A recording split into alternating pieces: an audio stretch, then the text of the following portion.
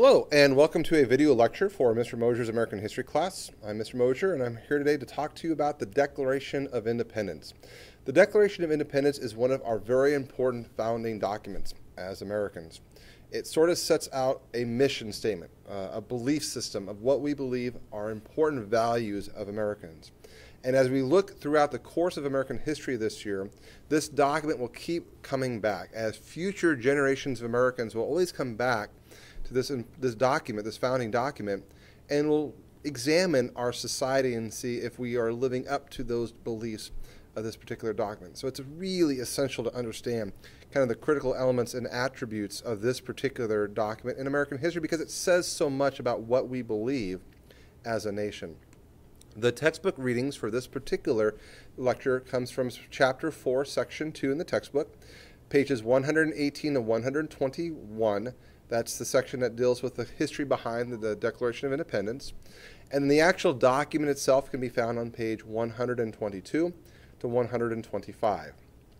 Our guiding questions in this lecture that you should be able to answer at the end, which is: who was the main writer of the Declaration of Independence? Why was the Declaration of Independence written? According to the Declaration of Independence, what three basic rights do all people have? What were some of the complaints of the colonists? Did they ask for help from the king? According to the Declaration of Independence, what do the people have the right to do if the government doesn't protect their rights? And then why was signing this document such a risk for those at the Second Continental Congress?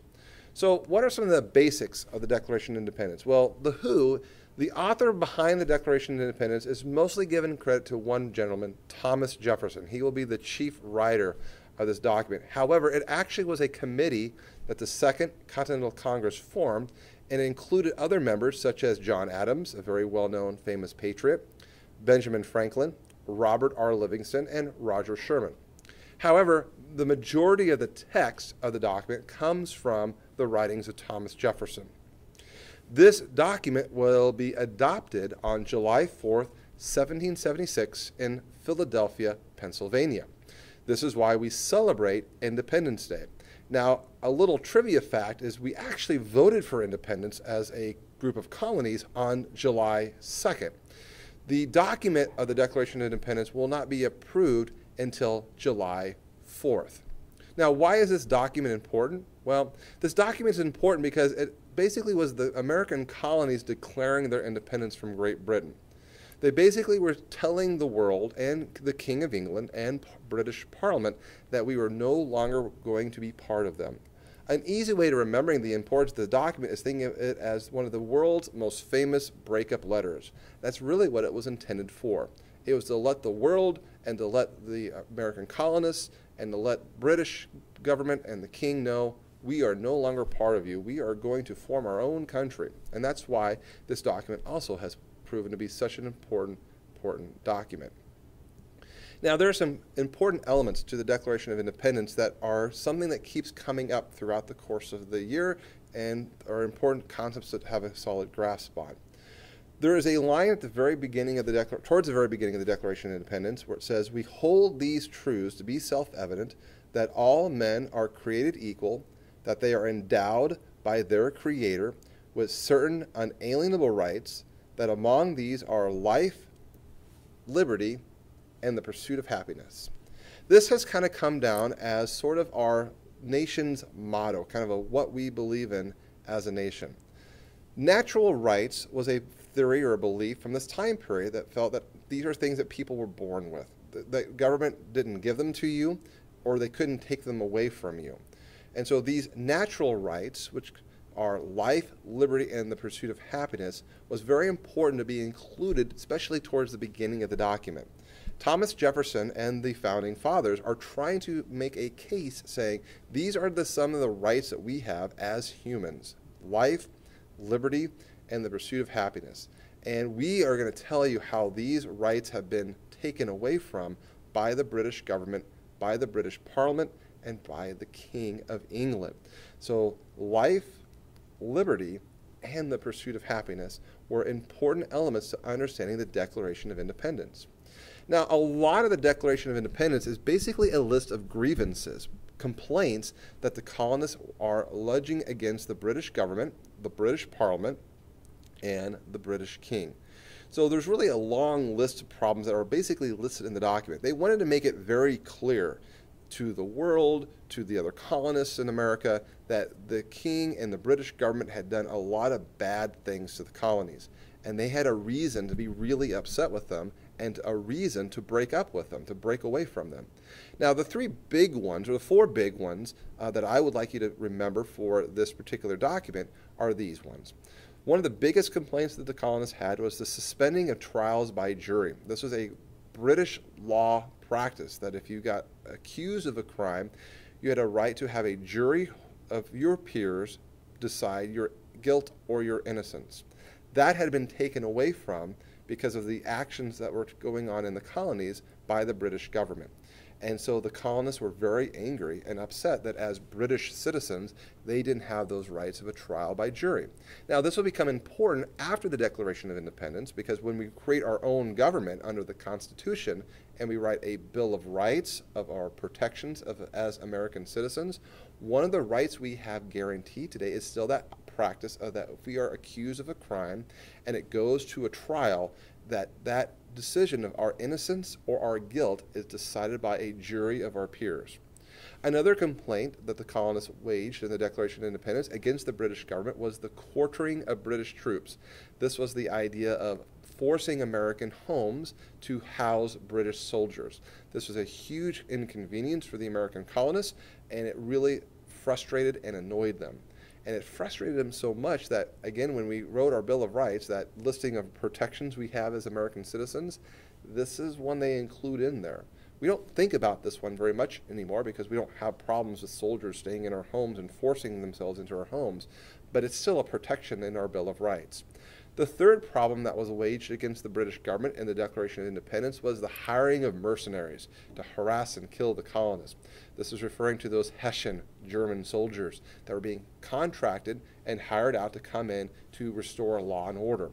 The British were using them as muscle to kind of restore law and order in the colonies. The colonists saw them as outsiders, non-British, that were harassing and causing them problems. And then the fourth one was this idea of taxes without consent. You may know the phrase, no taxation without representation. That's what that means, is that we don't mind paying taxes, we just should have at least a say in the kind of taxes that we have to pay for.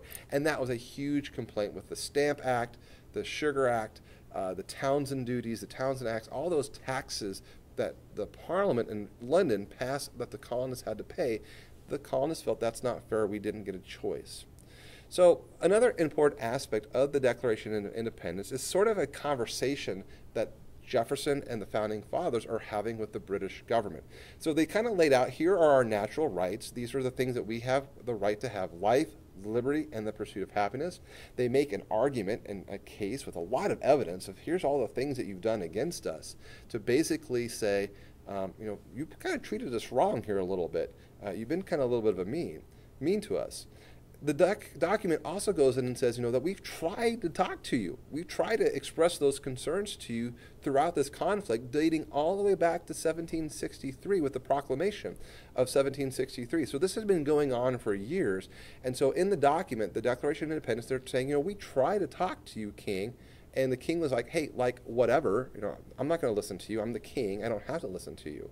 And so the Declaration of Independence was very important to include parts in there saying, we've sent many petitions to this king. We've sent letters to the king trying to resolve this peacefully. Hey, we want to stay British. We didn't want to break away, but you kind of left us with really no alternative. We've tried to work this out with you, but you're still being kind of mean. You're being a tyrant. And so the Declaration kind of sums up at the very end of the document saying that if government doesn't protect the rights of the citizens, and the citizens have tried to redress those grievances, tried to fix those problems peacefully, and the government's still not listening, then the citizens have a right to change that government to protect their safety and happiness. And this was a revolutionary idea at the time, that the people could change their government. This has not been something that had been really done before leading up to the American Revolution. And other countries will see similar kinds of revolution afterwards that will be based on this principle. We'll see a French Revolution and other different revolutions throughout world history that kind of comes back to this idea that, hey, king, government, you don't listen to us, you don't protect our rights of life, liberty, and happiness, we're no longer safe. We have a right to overthrow and change that government.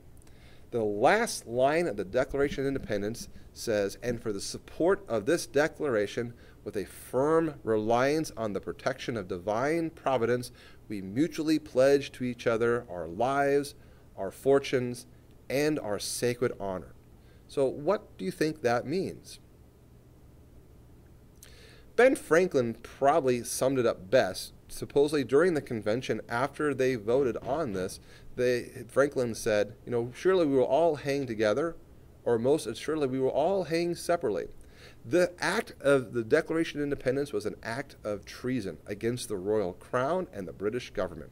And so these founding fathers were basically all pitching in together, realizing, hey, we're in this to win it now. Because if we lose and we fail, which is a possibility because England is a very powerful country, we will be tried for treason and we will be executed. So we, as 13 American colonies, are going to have to unite to defeat one of the most powerful countries, Great Britain, in the world.